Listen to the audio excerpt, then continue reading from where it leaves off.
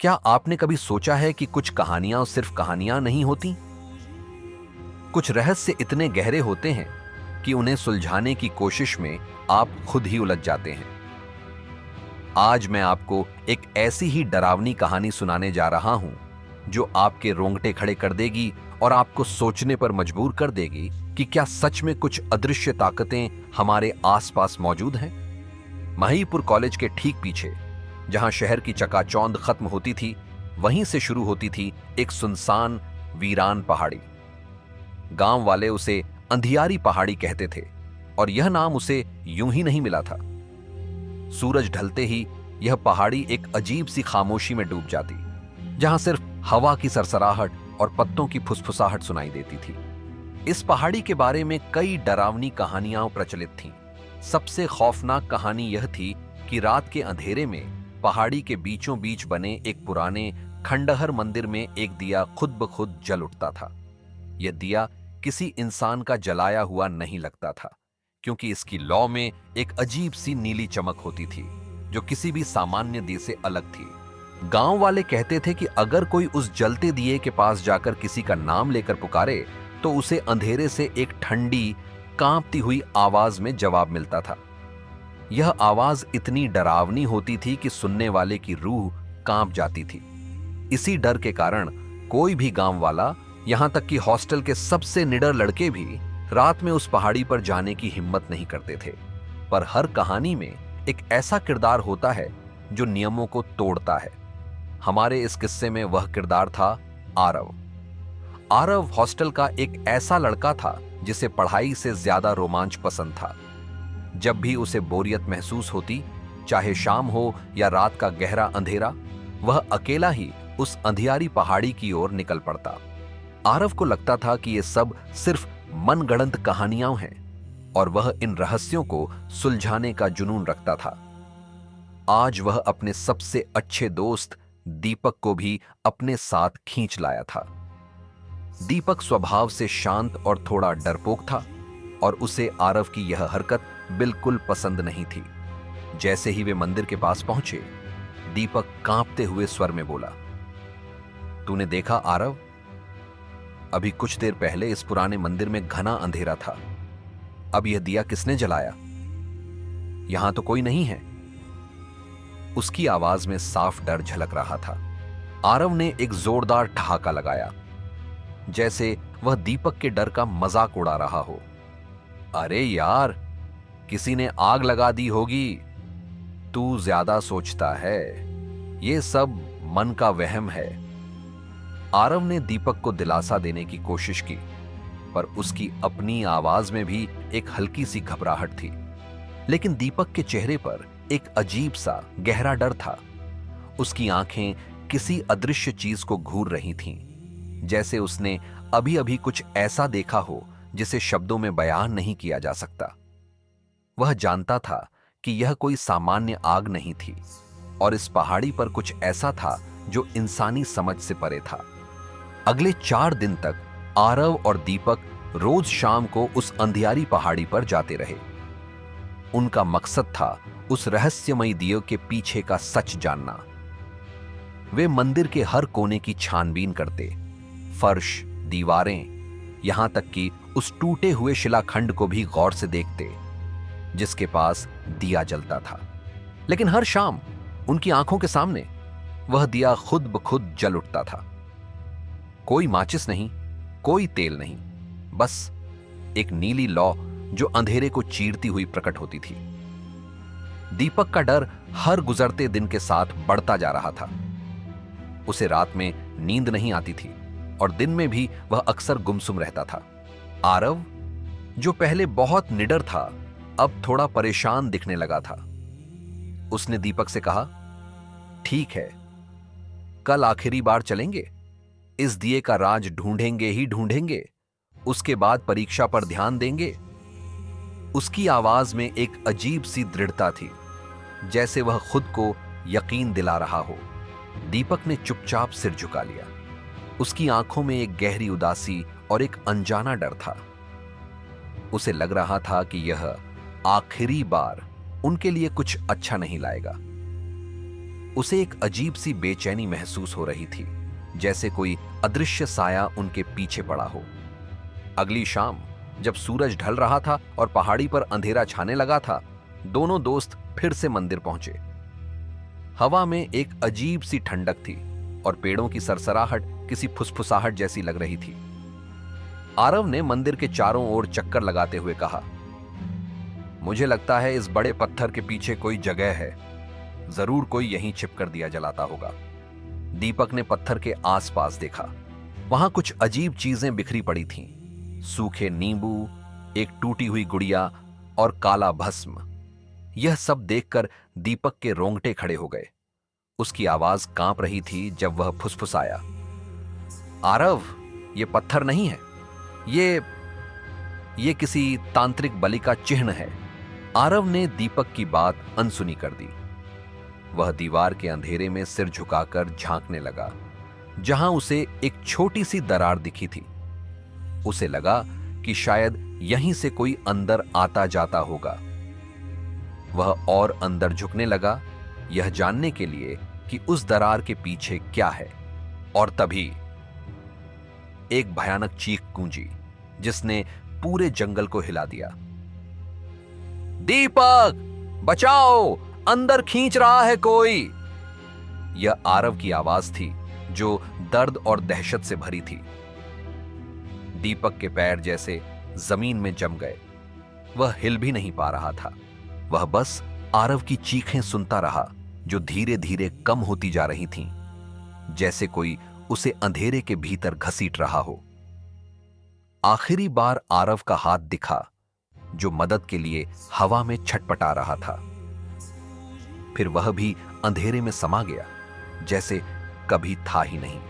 दीपक इतना डरा कि वह अपनी जान बचाने के लिए वहां से भागा। भागते वक्त उसने आरव के जूते उठा लिए, शायद अनजाने में, या शायद यह सोचकर कि यह आरव की आखिरी निशानी थी। वह हॉस्टल की ओर भागा। उसकी सांसें फूल रही थीं और दिल जोरों से धड़क रहा था। उस रात हॉस्टल में जब सभी ने पूछा, आरव कहां है, वह अभी तक वापस क्यों नहीं आया, दीपक ने बस इतना कहा, सुबह से नहीं देखा। उसकी आवाज में कोई भावना नहीं थी, जैसे वह एक खाली खोल हो। उसकी आंखें सूजी हुई थीं और चेहरा पीला पड़ गया था। अगली शाम दीपक फिर से मंदिर पहुंचा। दिया जल रहा था। उसकी नीली लौ पहले से ज्यादा तेज लग रही थी। पत्थर के सामने एक छोटी सी पुड़िया रखी थी, जिसमें कुछ अजीब सी चीजें थीं। दीपक धीरे धीरे बोला। उसकी आवाज में अब डर नहीं, बल्कि एक अजीब सी शांति थी। तेरे लिए इस साल की बलि पूरी हो चुकी है, अंधियारी पहाड़ी के रक्षक, उसने कहा, जैसे वह किसी अदृश्य शक्ति से बात कर रहा हो। कल से मेरी परीक्षाएं हैं, मुझे पास करा देना। उसकी आवाज में एक सौदा करने का भाव था। अगला साल मेरा आखिरी साल है, मैं अपने वचन पर कायम रहूंगा। दीपक ने अपनी बात पूरी की। उसने उस पुड़िया को उठाया और उसे दिए के पास रख दिया, जैसे वह कोई भेंट चढ़ा रहा हो। उसकी आंखों में अब एक अजीब सी चमक थी, जैसे उसने किसी खौफनाक समझौते पर मुहर लगा दी हो। लाहौर महिपुर में एक छोटे से घर में एक बुजुर्ग दंपत्ति रहते थे, सरोज और कैलाश। उनकी दुनिया बस एक ही थी, उनका छोटा पोता चीकू। चीकू उनकी आंखों का तारा था, उनके बुढ़ापे का सहारा। पर उनकी बहू अनामिका उन्हें पसंद नहीं करती थी। अनामिका इतनी कठोर थी कि वह सरोज को चीकू को छूने तक नहीं देती थी। सरोज का दिल हर पल अपने पोते के लिए तड़पता रहता था। चीकू पार्क में खेलता रहता और सरोज दूर से उसे देखती रहती। बस उसे देखने भर से उनका दिल भर आता और आंखों में आंसू आ जाते। एक दिन केयर टेकर ने अनामिका और उसके पति मानव से शिकायत कर दी, ये दादी बार बार बच्चे के पास आ जाती हैं। अनामिका ने इस बात पर मानव से जोरदार झगड़ा कर दिया। मेरा बस चले तो मैं इस घर से आज ही निकल जाऊं, उसने गुस्से में कहा। आखिरकार मानव मान गया। ठीक है, अगले महीने नया घर ढूंढते हैं। यह सुनकर सरोज बुरी तरह टूट गई। उन्हें लगा जैसे उनकी दुनिया उजड़ गई हो। उनके पोते से दूर होने का विचार ही उन्हें अंदर तक झकझोर गया। उस रात जब अनामिका और मानव बाजार गए हुए थे, कैलाश ने खिड़की से बाहर झांका। उन्होंने देखा कि सरोज चीकू के पास खड़ी थी। अरे सरोज, बच्चे को छुओ मत, केयर टेकर देख लेगी तो फिर झगड़ा होगा, कैलाश ने घबराकर कहा। पर सरोज बोली, मैं उसे छू भी नहीं रही, बस देख रही हूं। चीकू पार्क में झूला झूल रहा था। उसकी हंसी पूरे माहौल में गूंज रही थी।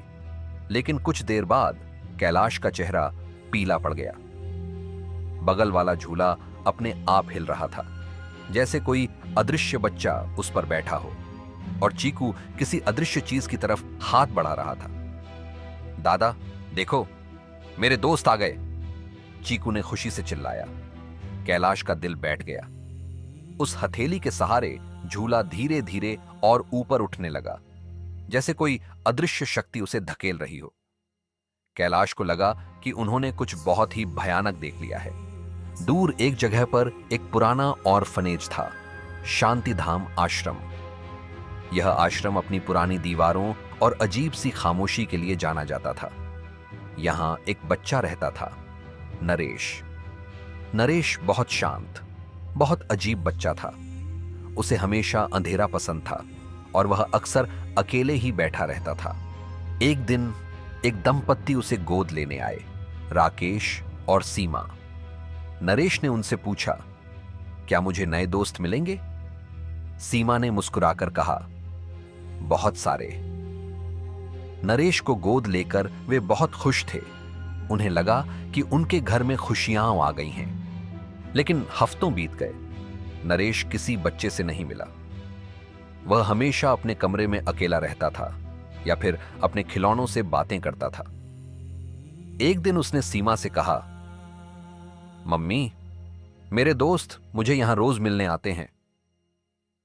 सीमा हैरान हुई, क्योंकि नरेश के कोई दोस्त नहीं थे। एक दिन उसने ऑर्फनेज में फोन करके पूछा, वहां कौन कौन बच्चे थे नरेश के साथ? वहां के वार्डन ने बताया, मैडम, यहां पिछले 2 साल से नरेश को छोड़कर कोई बच्चा नहीं है।